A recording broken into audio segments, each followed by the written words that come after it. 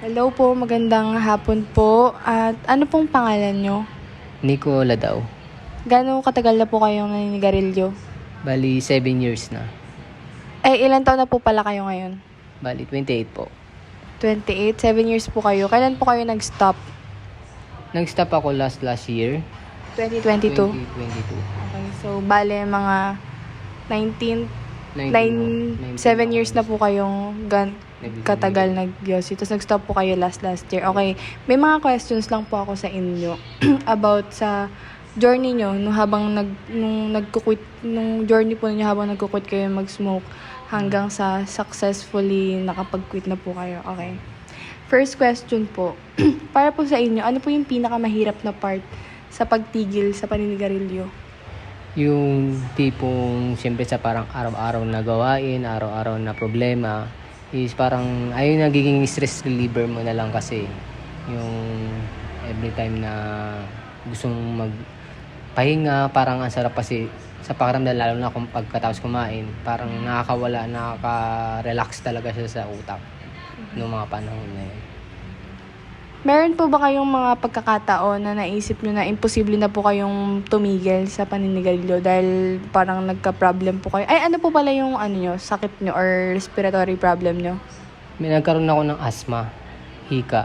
Yeah. Ano po yung naisip nyo? May mga times po ba na naisip nyo na imposible na kayong tumigil kasi nagkaroon po kayo ng problema sa paghinga?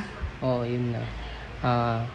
Kumbaga, yung nararamdaman ko nung panahon na yun is parang sa sobrang kaadikan ko sa sigarilyo is yun na nararamdaman ko is nagkaroon ako ng feeling ko dahil dun nagkaroon ako ng asthma, nagkaroon ako ng hika sa usok, hirap sa paghinga, ganun. Next question po. Ano po yung mga sinubukan nyo para tumigil po sa paninigarilyo? Ano po yung mga ginawa nyo?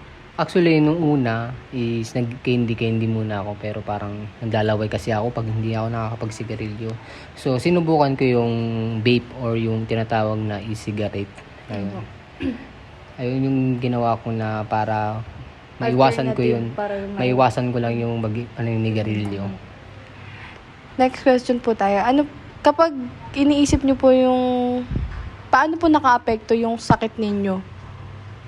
Yung asthma? Yung hika nyo para successfully mag-quit kayo? Siguro yung naging malalang naapektuhan nun. Siguro yung nagkaroon ako ng asthma, yung nagkaroon ng nagkaroon ako ng gamot. Siyempre, plus parang lalong lumala yung gastusin ng financial. Imbis na maka-survive sa hanap buhay. So, inisip ko na lang siguro na naging i-motivate ko na itigil ko siya. Imbis na isigarilyo ko na lang siya, i-save ko na lang, is makakatulong pa ako sa mga problema ko sa pang-araw-araw. Paano niyo po ma-describe yung first time na naisip niyo na nag-decide kayo na kailangan yung tumigil sa paninigarilyo? Yun na nga, gawa ng sabi ko nga is yung dahil sa financial, sa pang-araw-araw, iniisip ko na lang talaga is yung pera na isigarilyo ko. Ginagawa ko siyang motivation na kada stick ng yosi, ang gagawin ko, maghuhulog na lang. Imbis na bibili na lang siguro ako ng pet candy, parang pampaiwas lang. Tapos, nililibang ko yung sarili ko, pag-ehersisyo, gano'n na lang, para mawala yung pag-iisip ko na, magsigarilyo ako. Nililibang ko yung sarili ko. Gano'n na lang. Okay po. Next question. Ano po yung pinaka nag-decide po kayo? Or ano yung dahilan ba't nag-decide kayo mag-quit? Dahil siguro yung nagkasakit na ng malala, na hindi na ako makahinga, parang sobrang sikip ng dibdib, parang babawian na ako ng buhay. Parang hinahabol ko na yung hininga ko. Kaya ganun. Yun, naisip ko na lang din talaga dahil sa sobrang hirap ng buhay. Siyempre, iisipin mo na rin the future, yung mangyayari sa iyo at magiging bunga. Okay po. Ano po yung pinaka-memorable part nung journey nyo habang nagko-quit po kayo? Masaya. Ito, kahit papaano is na nagiging magaan na yung yung pakiramdam ko. Hindi na ako hingalin pag tumatakbo, kaya mag-ehersisyo. Hindi na ako yung parang sobrang gaan sa pakiramdam na walang bisyo sa walang tumigil sa paninigarilyo. Yun ang pinaka magandang nangyari sa akin. Okay po. Next question po. Meron po bang particular na pangyayari o bagay sa buhay ninyo na talagang napaisip kayo tungkol sa inyong bisyo sa paninigarilyo? Siguro yun nga, yung hirap ng mga sakit. Kasi kadalasan, simulang nakikita ko yung mga sigarilyo na may mga iba't ibang uri ng sakit na napapaisip talaga ako na, ayun nga, para iwasan ko na lang din siya. Siguro magandang ehemplo din yung nagkaroon ng warning sa bawat mga pakete ng sigarilyo na may mga sakit-sakit, mga katulad ng cancer, ganyan. Okay. Sa ngayon po na binabalikan nyo yung mga panahon na nagtatry po kayo mag-quit, ano po yung nararamdaman nyo tungkol sa lahat ng pinagdaanan nyo nung sinusubukan nyo pa lang pong tumigil sa paninigarilyo? Sobrang hirap talaga. Kasi hindi mo siya basta-basta maiiwasan. Talagang hahanap-hanapin mo talaga siya. So, yung parang pinaka-struggle na yung naging achievement ko siguro na ngayon na nangyari sa akin sa buhay ko is yung na-quit ko yung paninigarilyo dahil sobrang hirap talaga na-addict talaga ako sa sigarilyo. Ang hirap niyang iwasan.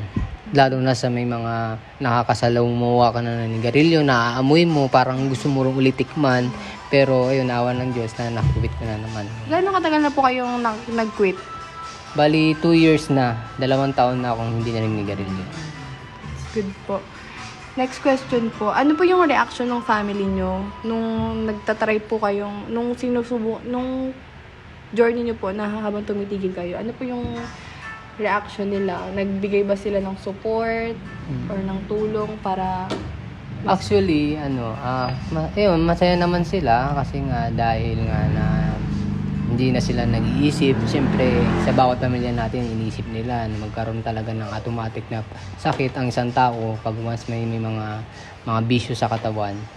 Parang nagiging naman sila, suporta na, yun nga. Una, siyempre, kabiru-biruan lang na baka hindi mo kaya, ganyan. Pero naging motivational ko na lang talaga is yung pamilya ko rin, siyempre, na nag-support na akin na itigil mo yan. Ito yung sign na katulad naranasan nila na nag-quit din sila is nakasama nila, dinala nila hanggang sa pagtanda yung sakit na yun. Kaya yun, naging achievement sa akin na nag-stop ako ng paninigarilyo. Okay. Next question po tayo. Meron po bang sino man na lumapit sa inyo, na malapit sa inyo tulad ng family, ng kaibigan nyo, or kahit sino pong kakilala nyo na tumulong po? Sino po yung mga sa family, friends yung nag-alok sa inyo ng suporta or tumulong sa inyo talaga? Or naghikayat po sa inyo? And paano siya naka-apekto sa'yo? Natulungan Siguro, ba nila ikaw? Sino yung specific person na yun? Siguro yung mga tita ko, mama ko, kasi sila yung pinaka-unang-una talaga. Yes, kasi sila yung dati, yung kabataan din nila.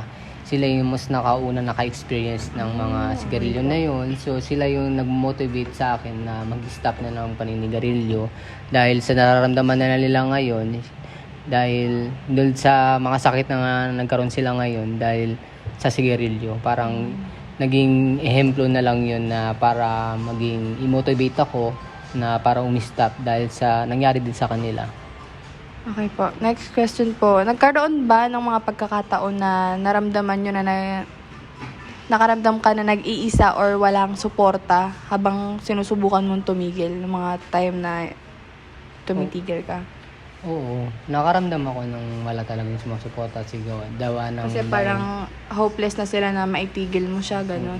Parang iniisip nila is parang hindi na magbabago, hindi mo na kaya yan, ganyan na yung buhay mo. It's parang Isa po ba yun sa mga ginawa niyong motivation? Yes, naging motivation ko na lang siya sila sa mga sinasabi nila na mga other relatives ko na hindi mo kaya yan. Yan. Ayun, naging motivationan ko para maitigil ko yung paninigarilyo. Last question na po. Kung mag-a-ask po kayo ng gusto nyong suporta sa family nyo or sa mga kaibigan nyo habang sinusubukan nyo tumigil, ano po yun? Like, ano yung specific na support na gusto nyo? Na if ever na gusto nyong makuha sa kanila? Siguro yung experience na nangyari sa akin, yung nangyari sa kanila, yung parang Moral support. moral ganun. support na lang siguro. Yung mga sa mga kaibigan ko na example na lang is nangyari sa mga auntie ko, relatives ko na naninigarilyo noon is paano nga uli yun?